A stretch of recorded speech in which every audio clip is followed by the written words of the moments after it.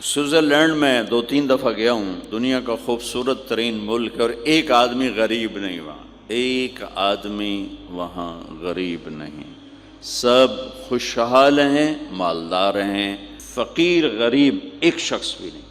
اس طرح انہوں نے اس کو سیٹ کیا، اور اس ملک میں خودکشی کرنا قانوناً جائز، کہ آپ درخواست دیتے ہیں میں مرنا چاہتا ہوں، وہ آپ کی درخواست پہ آپ کو زہر کا ٹیکہ لگا کے موت کی نیند سلا دیتے ہیں۔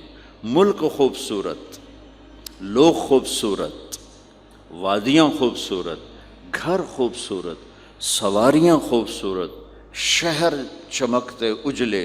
میں لیٹ آ گیا، معافی چاہتا ہوں کہ سڑکاں کوئی نہ ہیں، دریا بنے ہوئے ہیں، تو بیڑی دی لوڑ آئی، اسی گڈی تے موٹر تے چڑھ بیٹھے، تو ہمارے تو شہروں کا حال کوئی نہیں ہے، تو پھر وہ وہاں مرنے کی اجازت کیوں ہے؟ کہ بتاؤں اگر مرنا چاہتے ہو آ جاؤ، ہم تمہیں زہر کا ٹیکہ لگا دیں۔ کہ ان کے پاس یہ علم نہیں ہے کہ زندگی خوبصورت کیسے بنتی ہے۔ یہ بنانے والے کے پاس یہ علم ہے جس نے ہمیں بنایا، اور اس نے اس کو ٹرانسفر کیا اپنے حبیب کی طرف، اور کسی کو نہیں دیا، وہاں سے یہ ملے گا۔ کیونکہ زندگی چیزوں کا نام نہیں، احساسات کا نام ہے۔ احساس پر جب چوٹ پڑتی ہے تو زندگی ویران ہو جاتی، اور احساس کو جب نشو و نما ملتی ہے تو زندگی خوبصورت ہو جاتی۔ اور زندگی احساس پر چوٹ چھوٹی گاڑی سے نہیں پڑتی، برے رویوں سے پڑتی ہے۔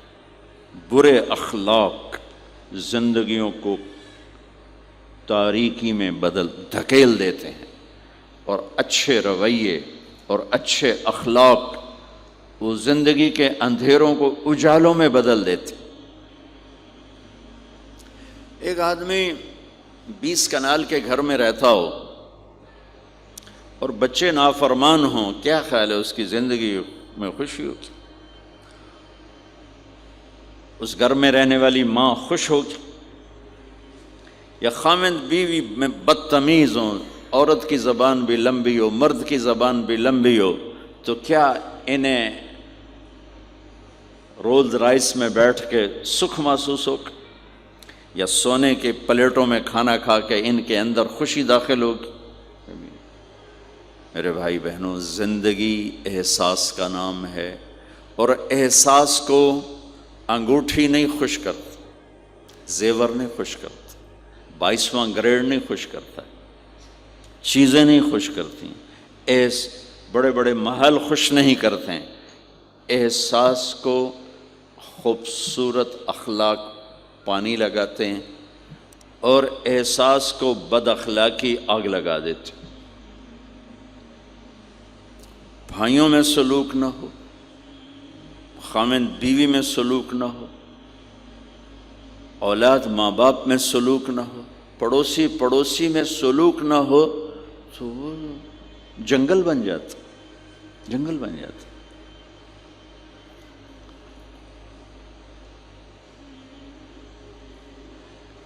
اور صرف میرے نبی پاک صلی اللہ علیہ وسلم وہ ہستی ہیں جنہوں نے زندگی کو زیور پہنایا، جنہوں نے زندگی گزارنے کا طریقہ بتایا، جس طریقے کو اپنا کر یہ مستورات، آپ، ہم، یہ ہمارے بچے ایک عالی شان حسین خوبصورت زندگی گزار سکتے۔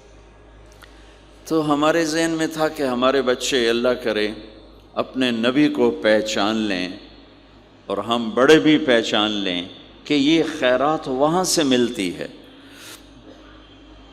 جو سونے چاندی کے ڈھیر میں نہیں ملتی، بادشاہوں کے در سے نہیں ملتی، یہ خیرات وہاں سے ملتی ہے۔ تو آپ سب سے کہتا ہوں کہ اپنے نبی کی زندگی اور سیرت کو پڑھیں، اس کو سیکھیں۔ یہ تبلیغ کا کام ایک عملی محنت ہے، سیکھنے۔ ان بچوں پر محنت کر رہے ہیں کہ اللہ کرے یہ پروان چڑھیں تو ان کے اندر اللہ اس کے رسول کا پیار ہو، تو پھر یہ خود ہی چلنا شروع کریں گے۔ یہ میں نے سیرت کی چند جھلکیاں، چونکہ آپ پوری فیملیز بیٹھی ہوئی ہیں اور فیملیز کے رشتوں میں ماں کا رشتہ، باپ کا رشتہ، بیوی کا رشتہ، خاوند کا رشتہ، اولاد کا رشتہ، یہ چند بڑے رشتے ہیں، اسی کو میں نے آپ کے سامنے پیش کر دیا ہے کہ اس کو سیکھنا پڑتا ہے، اس کے لیے اپنے ذات سے لڑنا پڑتا ہے، تب جا کر زندگی میں حسن اور کمال پیدا ہوتا ہے۔ میری بات یاد رکھیے گا، کبھی زندگی کو خوبصورتی چیزوں سے نہیں ملتی، زندگی کی خوبصورتی میرے نبی والے پیارے اخلاق کے ساتھ۔ جس کو یہ مل گئے اس کے گھر میں 14ویں کا چاند ہر وقت چمکے گا اور نصف النہار کا سورج ہر وقت چمکے گا۔ جس کے اخلاق بگڑ گئے ان کی دن بھی رات بن جائیں گے اور رات بھی رات بن جائے گی۔ اللہ اس نسل کو آپ کی آنکھوں اور ہماری آنکھوں کی ٹھنڈک بنائے اور ایسے ہماری اس محنت کو قبول فرمائے۔ ہم نے آن لائن بھی شروع کیا ہے تاکہ دور کے جو بچے ہیں وہ اس سے استفادہ کر سکیں، اس سے فائدہ اٹھا سکیں، اور اس کی ہم ایسے شاخیں نہیں بنا سکتے کہ ہم اسے کوئی کاروبار نہیں کر رہے ہیں کہ وہ شاخیں بنا دیں اور پھر اپنا پیسہ بنائیں۔ ہم ایک چیز یہاں تیار کر رہے ہیں، ہم چاہتے ہیں وہی آگے جائے، اسی کو آگے پہنچایا جائے، تو اس لیے پھر آن لائن شروع کر دیا تاکہ پوری دنیا کے بچے بغیر جڑنا چاہیں تو جڑ سکیں۔ اللہ تعالیٰ آپ کا انہیں قبول فرمائے اور ہماری اس محنت کو قبول فرمائے۔ یہ اولادوں کی حفاظت فرما یا اللہ، ہمارے بچے بچیوں کی حفاظت فرما، ہمارے گھروں کو آباد فرما۔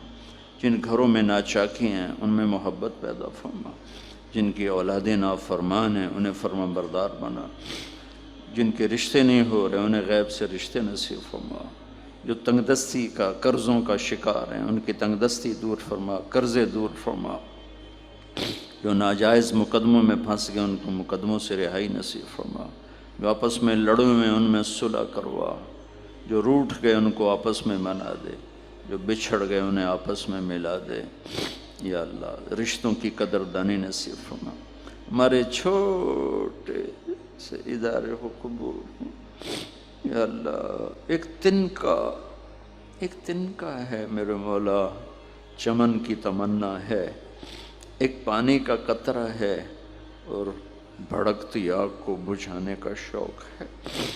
یا اللہ ایک جگنو ہاتھ میں لیا ہے اور سورج کے دیکھنے کی تمنا ہے، تو نے کرنا ہے، کون سا ہم نے کرنا ہے؟ تو کرے گا تو کر کے دکھا دے گا۔ یا اللہ تو کر دے، یا اللہ تو کر دے، یا پوری نسل کو جوڑ دے ہمارے ساتھ، پوری نسل تک ہمارے ذریعے سے اپنے حبیب کی پاک زندگی پہنچانے کا نظام چلا دے میرے مولا۔